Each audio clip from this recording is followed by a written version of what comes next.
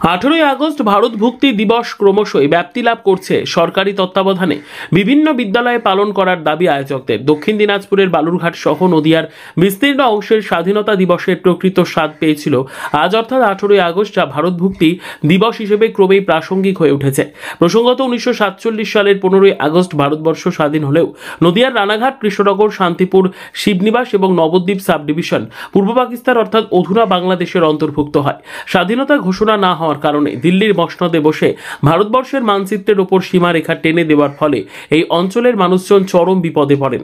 গা ঘেঁষাঘেঁষি করে বসবাস করা মানুষজন হঠাৎই বিদেশি হয়ে যান। তখন এই অবান্তর দেশ বিভাগের তীব্র বিরোধিতা করেন শান্তিপুরের ভূমিপুত্র বাগ্মী পণ্ডিত লক্ষ্মীকান্ত মৈত্র।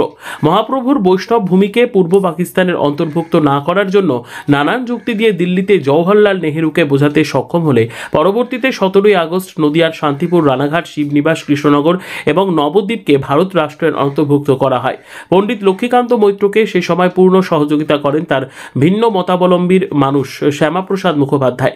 17 আগস্ট রাত্রে বেতারের মাধ্যমে এই সংবাদ পাওয়ার পর 18 আগস্ট প্রভাতে রবীন্দ্র সমসাময়িক প্রখ্যাত কবি এবং শান্তিপুরের মানুষ কবি করুণানিধান বন্দ্যোপাধ্যায় শান্তিপুরের ডাকঘরে দেশের জাতীয় পতাকা উত্তোলন করেন। তারপর দীর্ঘ সময় অতিবাহিত হওয়ার পর গত কয়েক বছর থেকে শান্তিপুরের বেশ কিছু শুভবুদ্ধি সম্পন্ন মানুষ নানান সমালোচনার মধ্যে দিয়েই সমবেত হয়ে দিনটিকে স্মরণ করা শুরু করেন। তবে এখন এই অনুষ্ঠান শান্তিপুরের সার্বিক হয়ে দাঁড়িয়েছে। নাচগান আবৃত্তির মধ্যে দিয়ে বহু মানুষ এখানে অংশগ্রহণ করেন। আজ সকালে ডাকঘরে নেতাজি মূর্তির পাদদেশে একটি সংক্ষিপ্ত অনুষ্ঠানের আয়োজন করা হয় ভারত ভুক্তি দিবস উদযাপন কমিটির পক্ষ থেকে। জাতীয় পতাকা উত্তোলনের পর আজকের দিবসের প্রাসঙ্গিকতা সম্পর্কে বর্ণনা করেন সুশান্ত মঠ, রজত প্রামাণিক, সঞ্জিত কাষ্ঠ সহ বহু বিশিষ্টজন। তারা একটি পুস্তিকার মাধ্যমে তা আগামী প্রজন্মের স্কুল কলেজ পড়ুয়াদের হাতে তুলে দেওয়ার একটি সংকল্প গ্রহণ করেন। আজ নাচ গান আবৃত্তি, দেশবরেণ্য, স্বাধীনতা সংগ্রামী এবং শান্তিপুরের বিভিন্ন মহামানবের কথা তুলে ধরা হয় আজকের অনুষ্ঠানে। গত 10 বছর অনধিক আমরা এই অনুষ্ঠানটি শান্তিপুর ডাকঘরের মোড়ে পালিত করে চলেছি। তার কারণ হচ্ছে আজকে 18 আগস্ট।